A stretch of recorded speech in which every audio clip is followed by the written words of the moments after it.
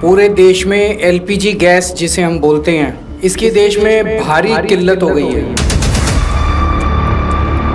हमारे देश में जितनी एलपीजी की खपत है 60% इम्पोर्ट होता है और उस 60% इम्पोर्ट का 90% स्ट्रेट ऑफ हर्मुज से आता है और स्ट्रेट ऑफ हर्मुज इंडिया के लिए बंद हो गया, तो 90% इम्पोर्ट्स कम हो गए हैं। इसका सबसे ज़्यादा खामियाजा इस वक्त इमीडिएटली रेस्टोरेंट्स और होटल बर्दाश्त कर रहे हैं। इसकी वजह से अब मुंबई में 20% होटल और रेस्टोरेंट बंद हो चुके हैं और लगभग अगले 2 दिन के अंदर 50% रेस्टोरेंट और होटल बंद होने जा रहे हैं। तमिलनाडु में लगभग 10,000 होटल बंद होने की कगार पे हैं। पंजाब और दिल्ली एनसीआर में हजारों होटल और रेस्टोरेंट्स आने वाले कुछ दिनों के अंदर बंद होने जा रहे हैं। और इसी तरह की कहानियां बेंगलोर, हैदराबाद, पश्चिम बंगाल, छत्तीसगढ़, हरियाणा, बिहार सब जगह से आ रही हैं। पूरे देश में इससे 1 करोड़ से ज्यादा लोगों के एकदम से बेरोजगार हो जाने की आशंका है और इतने बड़े स्तर पे अगर लोग बेरोजगार हो गए तो क्या स्थिति होगी हम सोच सकते हैं। हमें ये समझना पड़ेगा ये क्यों हो रहा है। ये हो रहा है क्योंकि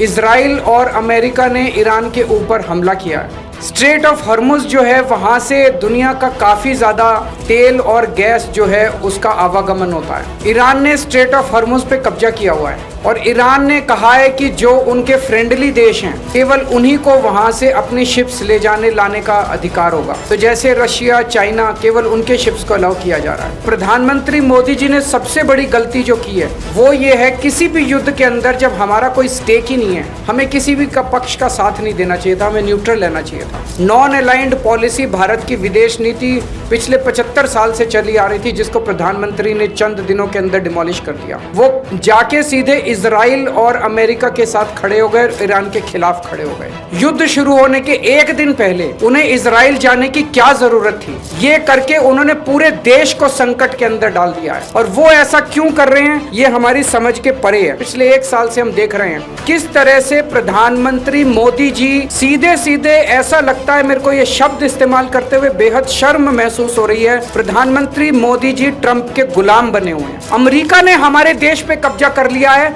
क्योंकि एक तरह से हमारे देश का प्रधानमंत्री कमजोर है, उसको ब्लैकमेल किया जा रहा है। प्रधानमंत्री को किस वजह से ब्लैकमेल किया जा रहा है? एक एक देशवासी का खून खौल रहा है इस टाइम। जो आदेश देते हैं ट्रंप, सर झुका के, जी हजूर करके हमारे देश के प्रधानमंत्री उसको मान लेते हैं। अगर मोदी जी को लगता है कि कुछ ऐसी शर्मनाक बातें हैं ट्रंप के पास जिनको पब्लिक में आने से उन्हें नुकसान होगा, वो इस्तीफा दे दें, पर देश के साथ खिलवाड़ ना करें।